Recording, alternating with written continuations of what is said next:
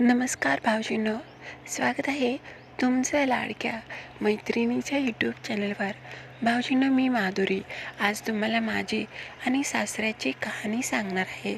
तर माझा सासूबाई झोपली की उठून माझ्याकडे यायचा आणि मलाच कसं वेगळ्या पद्धतीनं खचाखच दणके द्यायचा, तेच मी या कथेत तुम्हाला सांगणार आहे. तर चला मग कहाणीला सुरुवात करूया. भावजींनो, मी माधुरी आणि माझा नवरा एका कारखान्यात कामाला जातो. आमच्या गावातच एक कारखाना आहे. भाऊजी, नवऱ्याला नाईट शिफ्ट असली की मला काही करमायचं नाही. मी फोनवर बोलत बसायचे आणि एक दिवशी झालं असं की मी संध्याकाळ होती आणि मला काही करमत नव्हतं, म्हणून मग मी येऊन बाहेर बसले होते. भाऊजी, दिसायला मी देखणी तर आहेच आणि जवान पण आहे. अगदीच मी मादक दिसते.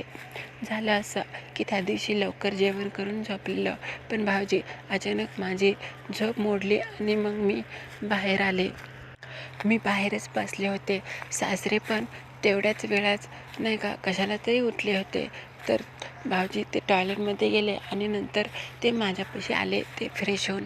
तर म्हटले, काय झालं सुनबाई, का अशी बसलेस? तर मी म्हटलं, काही नाही, असेच बसले. माझ्या सासऱ्याने ओळखलं होतं मी शांत का बसले. तर ते म्हटले, झोप लागत नाही का? मी म्हटलं, हो मामांची झोपच मला लागे नाही. तर ते म्हटले, बरं ठीक आहे. आम्ही असंच मग बोलत बसलो. सासूबाई झोपली होती. भाऊजी बोलता बोलता ते खूपच चावट बोलू लागले. मी म्हटलं, मामांजी तुम्ही काय बोलताय हे समजते का?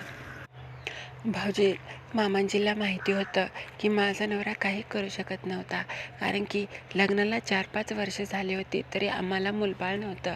तर ते म्हटले, सुनबाई तुला एक बोलू का? मी म्हटलं, बोला ना. तर ते म्हटले, मला माहीत आहे रोज संध्याकाळी तुमच्या रूममधून आवाज येतो, तुझ्यात आणि नवऱ्याच्यात काय प्रॉब्लेम आहे हे मला चांगलंच माहीत आहे. मी म्हटले, मामांजी तसं नाही. तर त्यांनी त्यांचा हात माझ्या हातावर ठेवला. ते म्हटले, तुला जरी कसली जरी अडचण असली तरी तू मला सांग, अगदीच निसंकोच. असं समज की मी तुझा सासरा नाही, एक जिवलग मित्र आहे.